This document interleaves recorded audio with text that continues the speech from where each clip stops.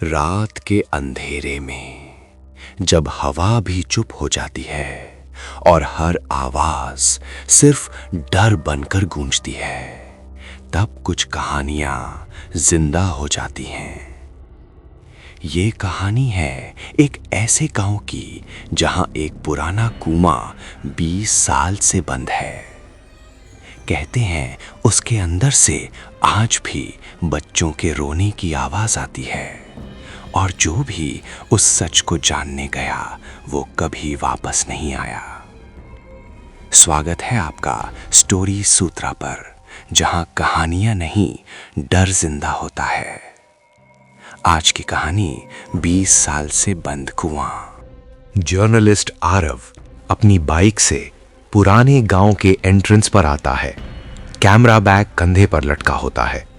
वहां एक पुराना बोर्ड दिखता है, कुआं के पास जाना मना है।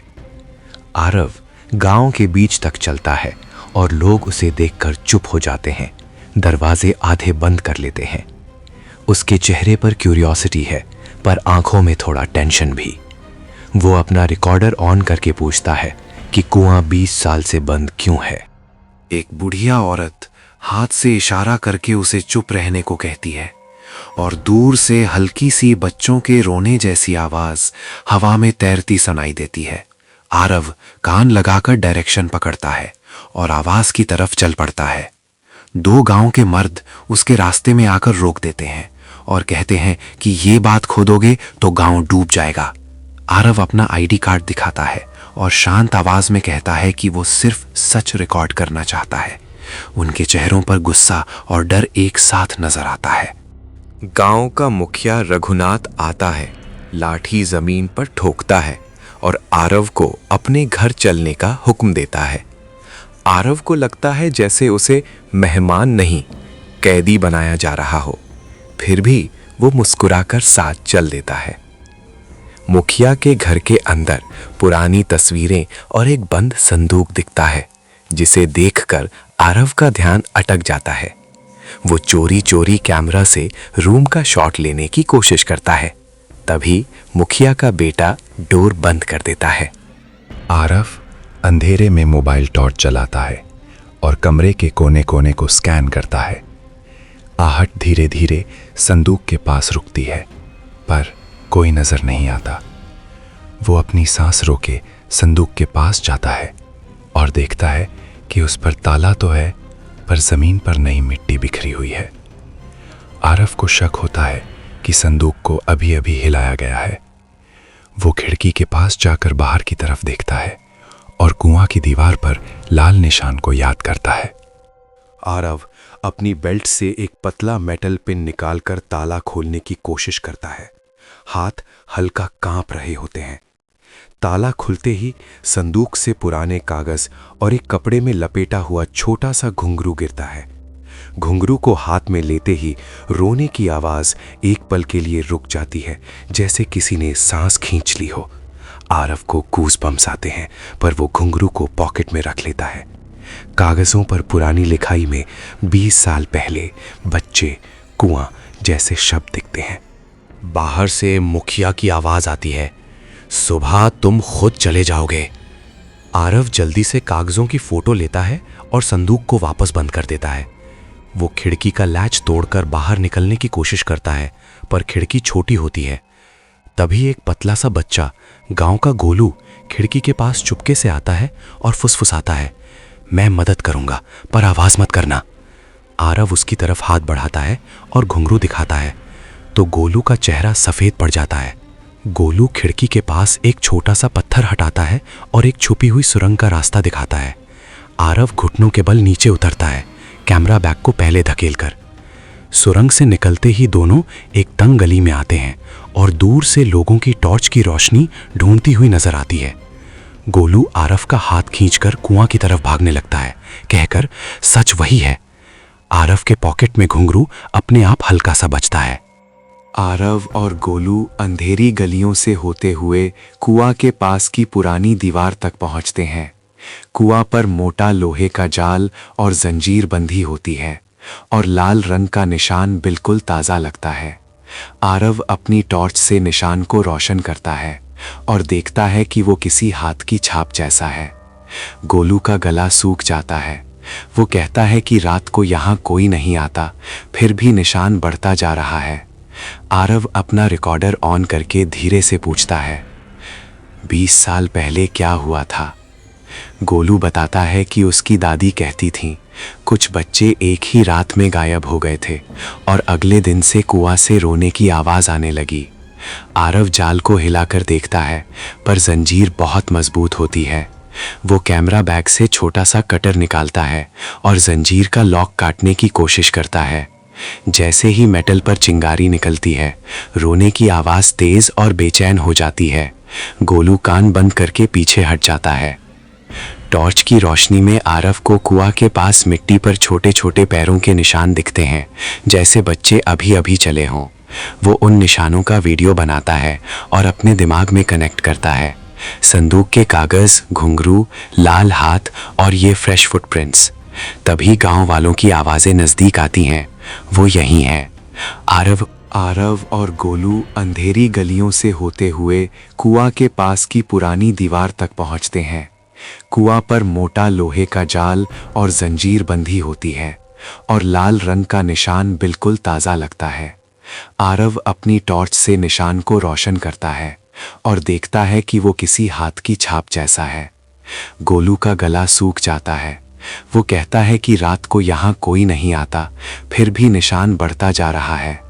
आरव अपना रिकॉर्डर ऑन करके धीरे से पूछता है, 20 साल पहले क्या हुआ था? गोलू बताता है कि उसकी दादी कहती थी कुछ बच्चे एक ही रात में गायब हो गए थे और अगले दिन से कुआं से रोने की आवाज़ आने लगी। आरव जाल को हिलाकर देखता है, पर जंजीर बहुत मजबूत होती है। वो कैमरा बैग से छोटा सा कटर निकालता है और जंजीर का लॉक काटने की कोशिश करता है। जैसे ही मेटल पर चिंगारी निकलती है, रोने की आवाज़ तेज और बेचैन हो जाती है। गोलू कान बंद करके पीछे हट जाता है। टॉर्च की रोशनी में आरव को कुआं के पास मिट्टी पर छोटे छोटे पैरों के निशान दिखते हैं, जैसे बच्चे अभी अभी चले हों। वो उन निशानों का वीडियो बनाता है और अपने दिमाग में कनेक्ट करता है। संदूक के कागज़, घुंघरू, लाल हाथ और ये फ्रेश फुटप्रिंट्स। तभी गांव वालों की आवाज़ें नज़दीक आती हैं। वो यहीं हैं। आरव और गोलू जल्दी से दीवार के पीछे छुप जाते हैं। आरव की सांस तेज चल रही होती है, पर वो अपने आप को शांत रखता है। मुखिया रघुनाथ टॉर्च लेकर कुआं के पास आ जाता है और लाल निशान पर पानी छिड़क कर उसे धोने लगता है। आरव को गुस्सा आता है। वो छुपते हुए भी कैमरा को एंगल पर सेट करके रिकॉर्ड करता है। रघुनाथ अपने आदमियों को कहता है, इस बार बाहर वाला बच ना पाए।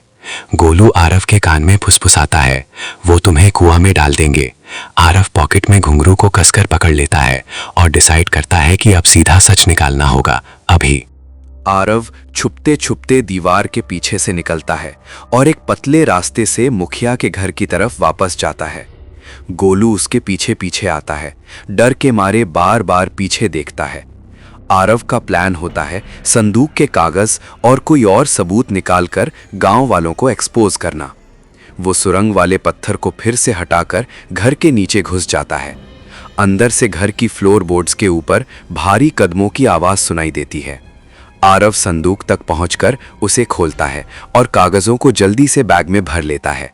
कागजों के नीचे एक पुराना कैसेट टेप मिलता है, जिसमें लेबल होता है रात, कुआं, बच्चे।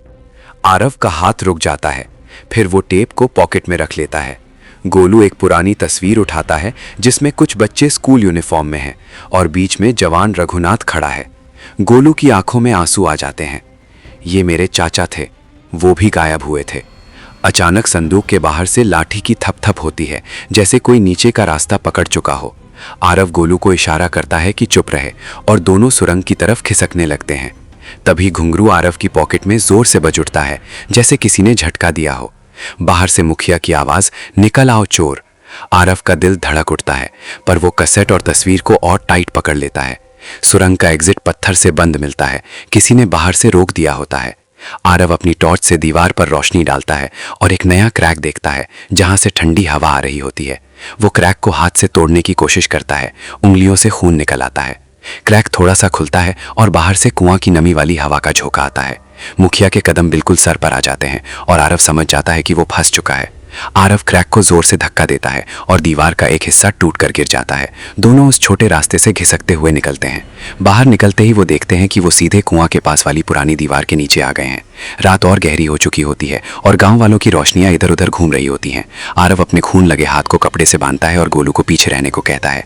फिर वो जंजीर के लॉक पर कटर फिर से लगाता है। लॉक टूट जाता है और जाल थोड़ा सा खुल जाता है। अंदर से ठंडी हवा और हल्की सी बच्चों की हिचकी जैसी आवाज आती है। आरव टॉर्च अंदर डालता है तो कुआं के अंदर एक साइड में पतली सी सीढ़ी और एक छोटा सा टनल दिखाई देता है, जैसे ये कुआं सिर्फ पानी का नहीं रास्ता भी था। वो कैसेट को याद करके समझ जाता है कि रात के वक्त यहीं कुछ होता था। आरव गोलू को इशारा करता है कि वो टेप और कागज संभाल कर रखे और खुद धीरे धीरे सीढ़ी से नीचे उतरता है। हर स्टेप पर उसका घुंघरू हल्का सा बजता है, जैसे वार्निंग दे रहा हो।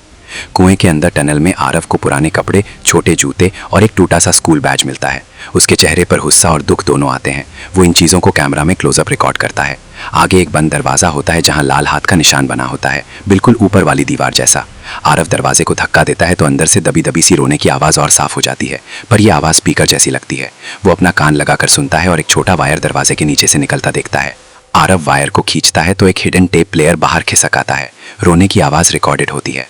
उसी पल ऊपर से मुखिया और गांव वाले जाल के पास आ जाते हैं और एक आदमी चिल्लाता है, नीचे है वो। आरव समझ जाता है कि भूत नहीं साजिश थी, पर फिर भी बच्चे सच में गायब हुए थे। वो टेप प्लेयर को बैग में डाल लेता है और दरवाजे को तोड़ने के लिए पत्थर उठाता है। जैसे ही वो पत्थर उठाता है, ऊपर से जंजीर फिर से खींचकर बंद की जाती है और कुआं का मुंह ऑलमोस्ट सील हो जाता है। आरव टनल के दरवाजे पर पत्थर से जोर जोर से मारकर लैच तोड़ देता है और अंदर घुस जाता है। अंदर एक छोटा सा अंडरग्राउंड कमरा होता है जहां पुराने बॉक्सेस, रोप और एक रजिस्टर पड़ा होता है। वो रजिस्टर खोलता है तो बच्चों के नाम और डेट्स लिखे मिलते हैं और रघुनाथ का साइन भी होता है। आरव का चेहरा सख्त हो जाता है। वो कैमरा को अपनी तरफ करके विस्पर में बोलता है कि ये पूरा किडनैपिंग और कवर अप था। ऊपर से गांव वालों की आवाजें गूंजती रहती हैं, पर वो अब रुकता नहीं। आरव कमरे के कोने में एक छोटा वेंटिलेशन शाफ्ट देखता है जहां से थोड़ी रोशनी आ रही होती है। वो गोलू को नीचे से आवाज देता है और गोलू जाल के छोटे गैप से रस्सी नीचे फेंक देता है। रोते हुए कहता है, जल्दी करो। आरव रस्सी को वेंटिलेशन की ग्रिल से बांधकर खुद को ऊपर खींचने लगता है। खून लगे हाथ दर्द करते हैं। बीच में वो कैसेट टेप और टेप प्लेयर को बैग में और सिक्योर करता है। रोने की आवाज अब बंद होती है और सिर्फ असली गांव वालों का शोर सुनाई देता है। आरव वेंटिलेशन से बाहर निकलकर कुआं के पास की झाड़ियों में गिरता है और गोलू भी उसके साथ छुप जाता है। मुखिया और उसके आदमी जाल के पास खड़े होते हैं, समझ नहीं पाते कि आरव कैसे निकल गया। आरव अपने फ़ोन से इमरजेंसी कॉल लगाता है और लोकेशन शेयर करता है, साथ ही अपनी वीडियो फाइल्स को क्लाउड पर अपलोड करता है। मुखिया को दूर से आरव की हल्की रोशनी दिख जाती है। वो दौड़ता है। आरव गोलू का हाथ पकड़कर गांव के बाहर की कच्ची सड़क की तरफ भागता है। पुलिस की गाड़ियों की लाइट्स गांव में घुस आती हैं और मुखिया के आदमी रुक जाते हैं। रघुनाथ का चेहरा उतर जाता है। आरव पुलिस को रजिस्टर, टेप प्लेयर, तस्वीर और कागज सौंप देता है और गोलू भी हिम्मत करके सबके सामने बोल देता है कि उसने क्या देखा और सुना। सुबह की पहली रोशनी में कुआं का जाल खोला जाता है और पुलिस टनल को सील करके इन्वेस्टिगेशन शुरू कर देती है। अब रोने की रिकॉर्डेड आवाज कभी नहीं बजेगी। आरव गांव के एंट्रेंस पर खड़ा होकर एक आखिरी शॉट लेता है और अपने खून लगे हाथ को देखकर सांस छोड़ता है। उसे सच मिल गया था। गोलू उसके पास खड़ा होता है और दोनों के चेहरों पर दर्द के साथ एक नई उम्मीद होती है, क्योंकि 20 साल का डर अब टूट चुका होता है। अगर आपको ये कहानी सच लगी तो शायद आपको ये समझ लेना चाहिए कि हर चीज़ जो कैमरे में कैद होती है वो सिर्फ रिकॉर्ड नहीं होती। कुछ चीज़ें वापस भी देखती हैं। और अगर आपने ध्यान से सुना होगा तो आपको महसूस हुआ होगा कि इस पूरी कहानी के दौरान कोई और भी था जो आपको देख रहा था। शायद अभी भी है। तो आज रात सोने से पहले एक बार अपने कमरे के कोनों को ज़रूर देख लेना, और अगर अंधेरे में कुछ आपको देखता हुआ महसूस हो तो याद रखना, हर बार आप अकेले नहीं होते। अगर आपको ऐसी ही डरावनी कहानियां पसंद है तो चैनल को सब्सक्राइब करना मत भूलिए, क्योंकि अगली कहानी शायद आपके बारे में हो। स्टोरीज सूत्रा, जहां कहानियां खत्म नहीं होती, बस शुरू होती हैं।